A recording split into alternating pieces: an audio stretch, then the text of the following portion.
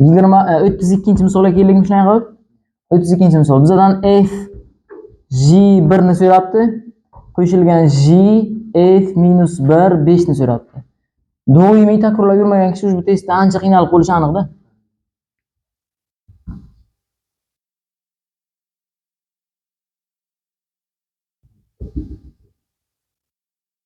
Bir qo'yganimizda 3 ekan, mana bu yeri 5 ekan, bu yeri 1, bu yeri 2 ekan. Bu fx funksiya ekan.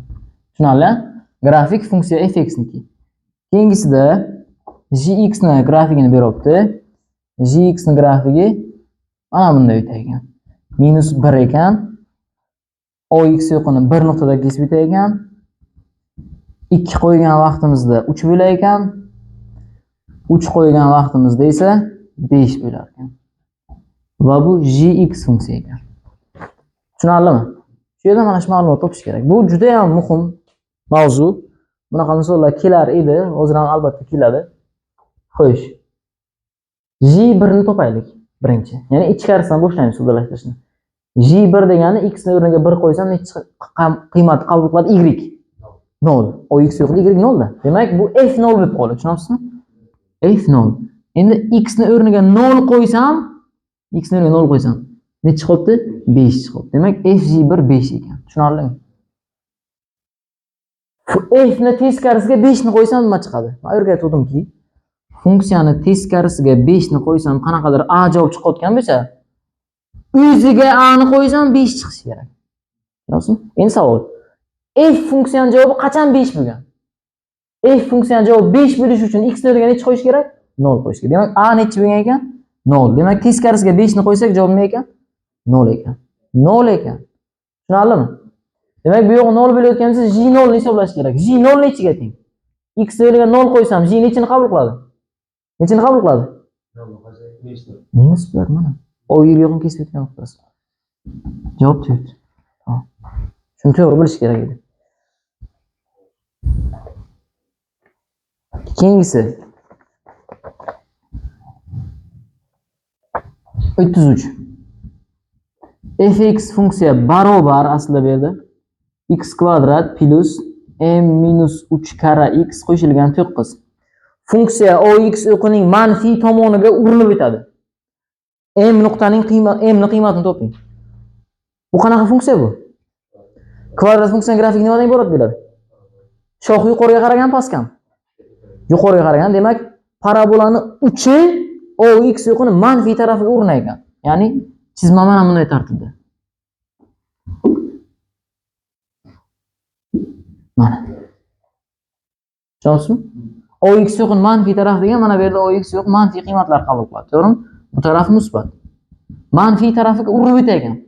Parabolani uchi ana shu nuqtada bo'lishi kerak-da. Parabolani uchi ox yo'qni ustida joylashgan bo'lishi kerak. Parabolani uchi ox yo'qni ustida joylashgan bo'lishi uchun n uchi 0 bo'lishi kerak. N uchi 0 bo'lishi kerak. Hay, n uchi 0 bo'lishi kerak. Shunday qilamiz. N uchi 0 bo'lishi uchun demak 4ac minus b kvadrat taqsim 4a teng 0. Demak 4ac tenglik b kvadrat. Yoki yana bitta usuli, bu xuddi kvadrat tenglama bitta yildizga ega bo'lyapti deganda gap. Ya'ni kvadrat tenglama bitta yildizga ega bo'lsa, ox yo'qiga bitta nuqtada urinib o'tadi. Parabola bitta nuqtada urinib o'tadi degani bu kvadrat tenglama bitta yildizga ega bo'lgan gap bilan teng. Tushunarli? Diskriminan teng 0 bo'ladi. Ko'rasizmi? b kvadrat minus 4ac diskriminan. Diskriminan 0 bo'lsa agar 4ac b kvadrat yo'q qo'ysa 4ac teng b kvadrat. Bo'lishidan topamiz. 4 a nimaga teng? A 1 c 9 barobar b kvadrat m minus 3 ning kvadrati. 6 barobar m minus 3 plus minusdan olaman aslida. M ni top bo'lsam 6 ga 3 ni qo'shaman 9.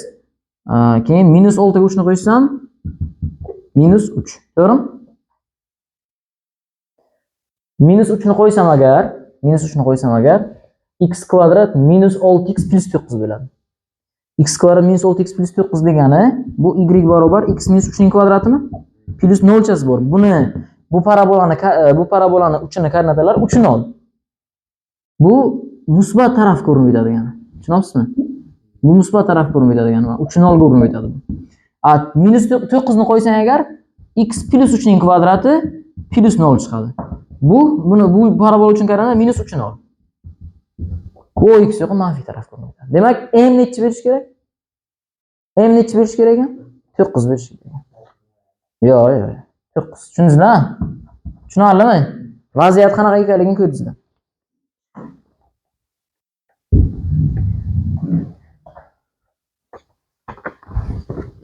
Üç logaritm 3 asos, logaritm 2 asos va logaritm 4 asosga ko'ra x minus 1 tenglik 0. Buni ishlash usuli qanday bo'ladi? Tenglamani ildizini toping degan. Tenglamani yeching.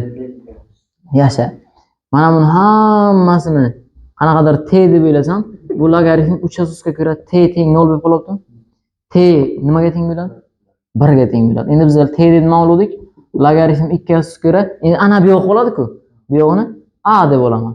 Barobar 1. Tushunarli? A nechi bo'ladi? 2 bo'ladi. A deb logaritm 4 asosga ko'ra x minus 1 ni oldim. Bu 2 bo'lish uchun x minus 1 nechi bo'lish kerak? 16 bo'lish kerak, x 17 bo'lish kerak. Tushunarlimi? Ha?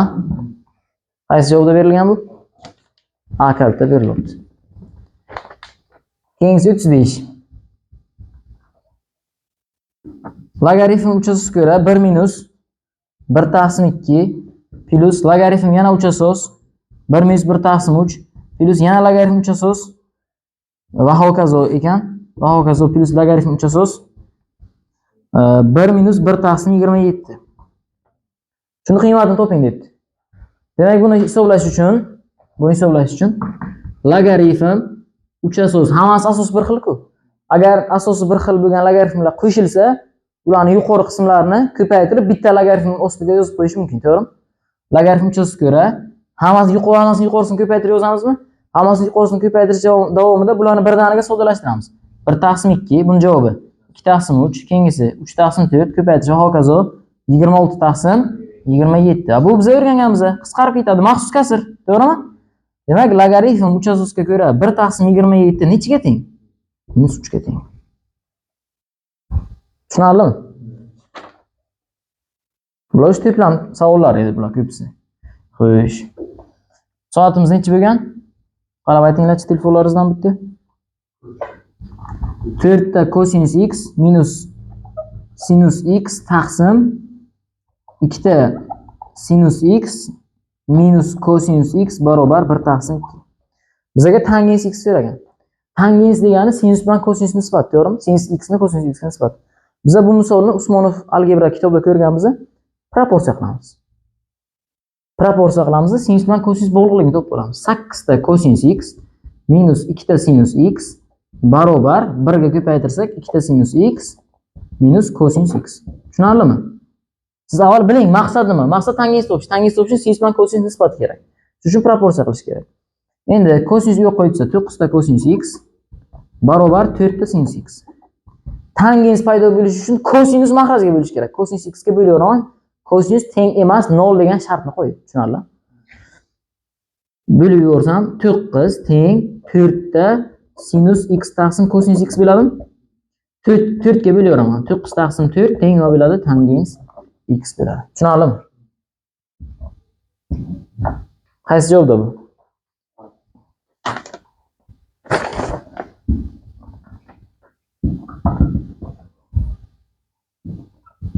Sinus 20 cosinus 20 va cosinus 40 taqsim cosinus 10.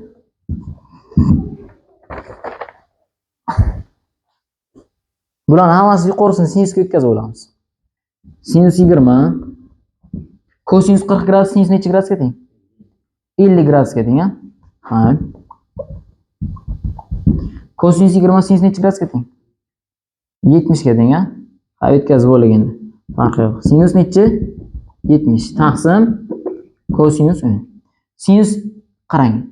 Bu yerda 3 ta sinus ko'paytiriladi, to'g'rimi? Bu sinus alfa, sinus 60 minus alfa, sinus 60 plus alfaga kelish kerak. O'shanga kelish shart, lekin unga kelmayapti. Sababi yo hammasi juft bo'lish kerak yerda, yo hammasi to'q. Ana bu juftda yaramas. Shuni 2 kara o'ng-ku bu. Shuni sinus 2 alfa deb yo'yaman. Sinus 2 alfa deb o'ylasam, Buni yo'yib chiqqanda nima bo'ladi? Ikkita sinus alfa emas, 20 ni yarmisi. Nechi? 10 kosinus 10 bo'ladi. Kosinus yo'llar qisqarib ketsa, ikkita sinus 10 sinus 50 sinus 70 gradus qoladi. Alfani 10 gradus deb bo'lsam, bu alfani o'zi, bu olmuş minus alfa, bu olmuş minus alfa, to'g'rimi? Javobi sinus 3 alfa taqsim 4 edi. Ikkisi turaveradi. Sinus 3 alfamiz 30 gradus taqsim 4. Demak, javob 1 taqsim 4. Sinus 30 gradus 1 taqsim 2 bo'lsa 2 bilan qisqarib ketib, javob chorak beradi. Tushunarli?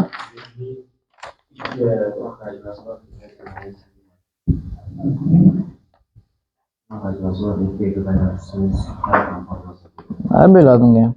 To'g'ri burchak uchburchakning katetlaridan biri ikkinchisiga qaraganda 3 birlik uzun. To'g'ri burchak uchburchak katetlaridan biri x, ikkinchisi x plus 3. Tushunarli? Bittasi ikkinchisidan 3 birlik uzun. Va ularning yuzi 18. Savol quyidagicha. Gipotenuzani toping. Gipotenuzani toping. Gipotenuza C. Gipotenuza o'zi nimaga teng?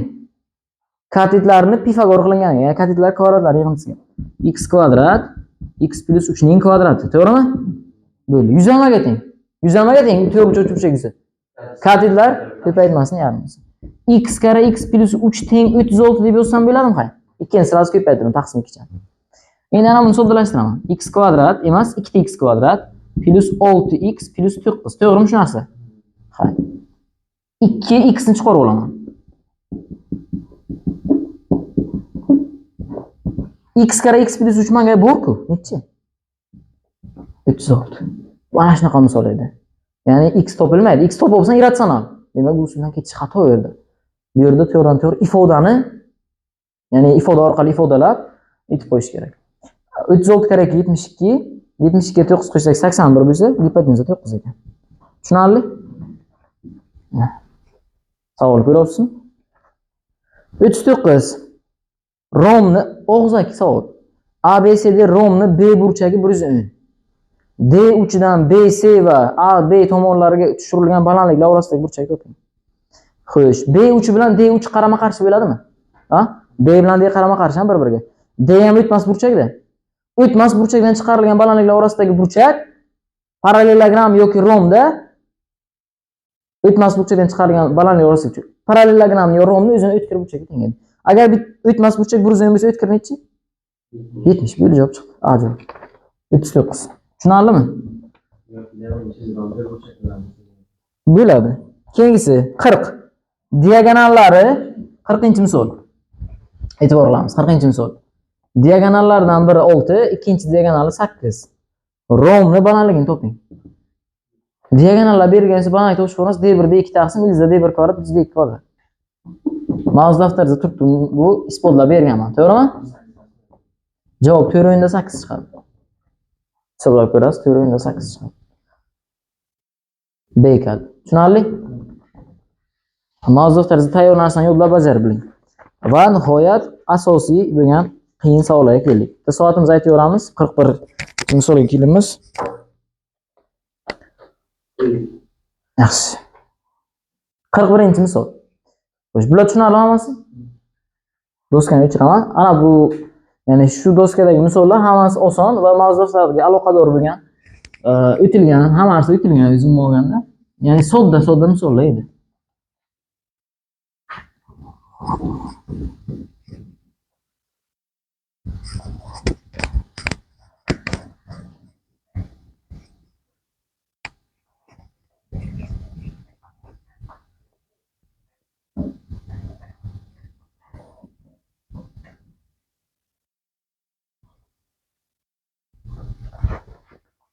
Xo'sh. 41-misol. E'tibor qilamiz endi.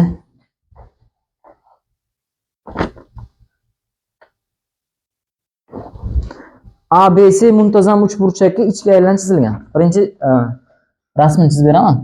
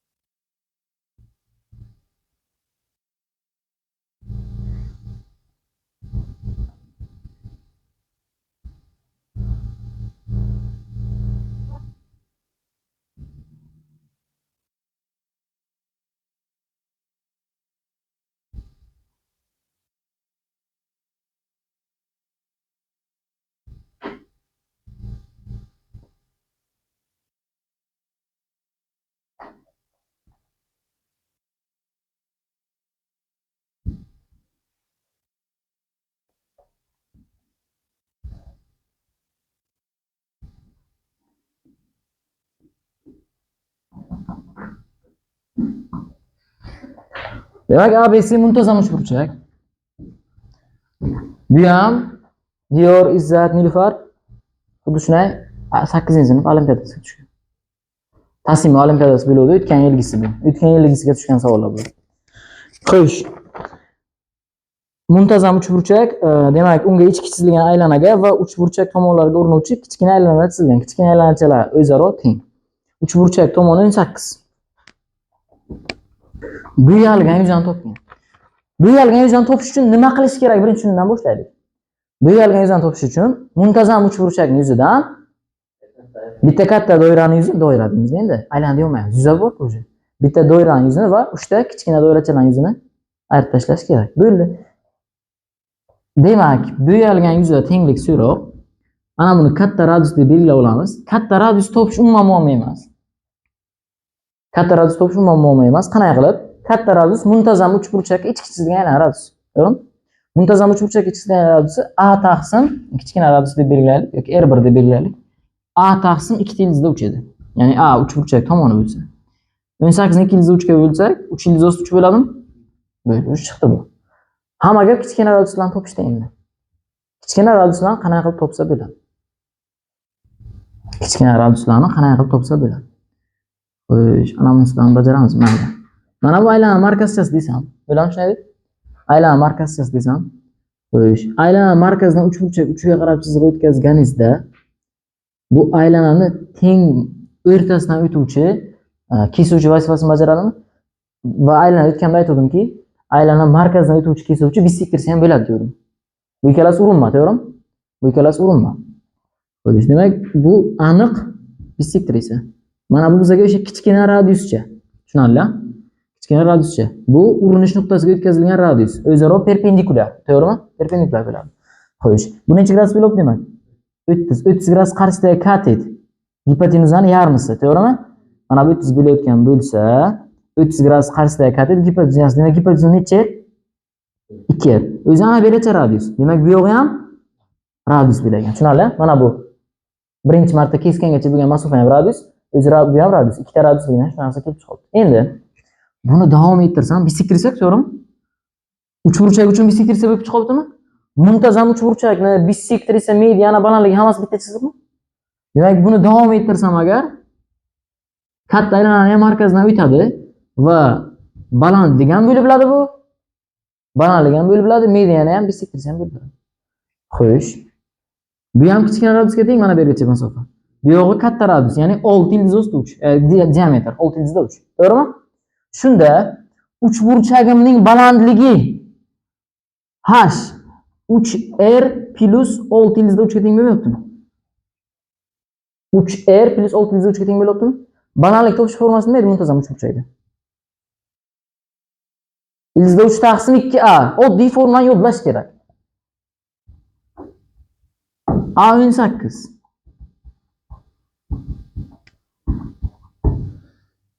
To'qqiz ildizda 3 dan 6 ildizda 3 ni ayirasiz. 3 ildizda 3, 3 ga bo'laversangiz ildizda 3. Tushunarlimi? Tushunarlimi qayerdan kelgan? Ha?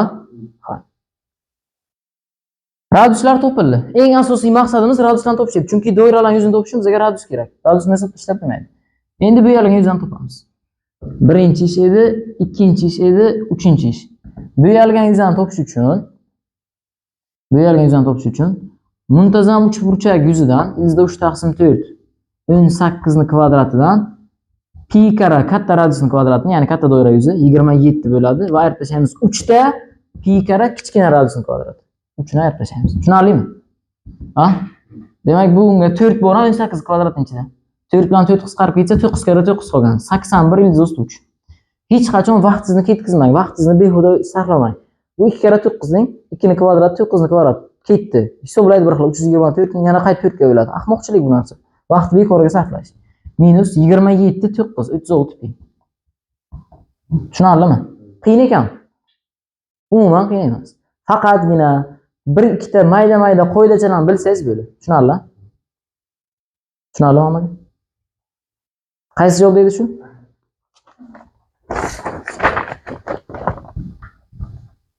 Undan keyingisi 42.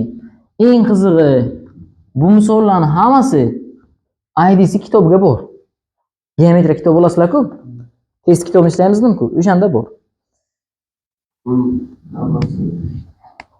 Hammasi bor ekan. Men ko'rdim. Va bular 8-sinf tasvir olimpiadasiga ham tushdi. Xo'sh, ana endi bitta shu 42 ni ham ko'ramiz, chunki 42 ham yaxshi savol.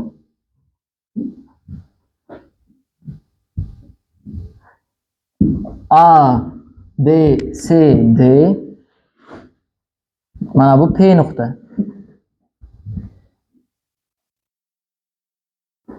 C, P, X. A, B, C, D kvadrat.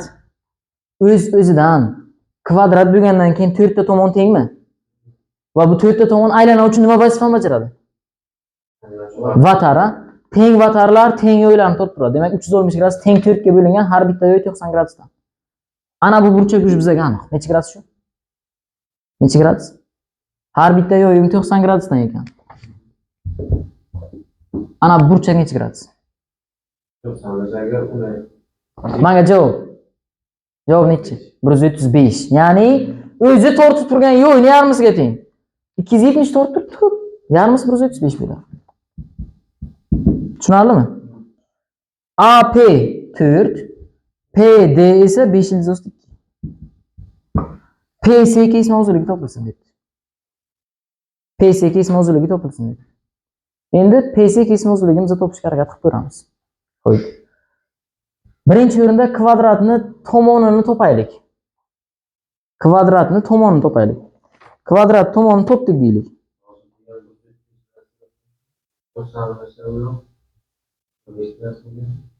Qo'yish. Kvadrat tomonini topish uchun bitta demak kosinuslar teoremasini yozamiz. A deb olim kvadrat tomonini. A kvadrat barobar kosinuslar teoremasi 16 plus 50 plus mana plus qilim 135 gradus manfiy bo'lgani uchun kosinuslar teoremasi o'rtasi plus bo'ladi. 2 kara 4 kara 502 kara kosinus 135 gradus 1 taqsim 2. Qisqardi. 76 2 kara 4 8 kara 5 40. Necha bo'libdi? A kvadrat 106 bo'libdi. A kvadratligicha tursin ham. A kvadratligicha tursin. Endi bu ham A'mi? Bitta diagonal o'tkazsak, diagonal o'tkazsam aylanal markazini o'tadimi? Diagonal aylanal markazini o'tadimi? Kvadrat-ku, aylanal markazini o'tadi. Xo'sh, bu burchak necha gradus bo'ladi shunda? 45 bo'ladi, ha? Bu burchak 45 bo'ladi. Ana bu yer 90 mi? Agar ana bu yer alfa bo'lsa, bu yoq 45 minus alfa edimi? U ham 45 bo'ladi. Yo'q, sababi bular vatarlar boshqa-ku. Bu tortib o'tirsa ham baribir yo'q boshqa bo'ladi. Xo'sh, bitta narsa aniq bo'lar ekan bizga. Mana bu burchak. Mana bu burchak 90 gradus. Men 135 ni uchramay endi, sizlar ko'rinayotgan bo'lsa.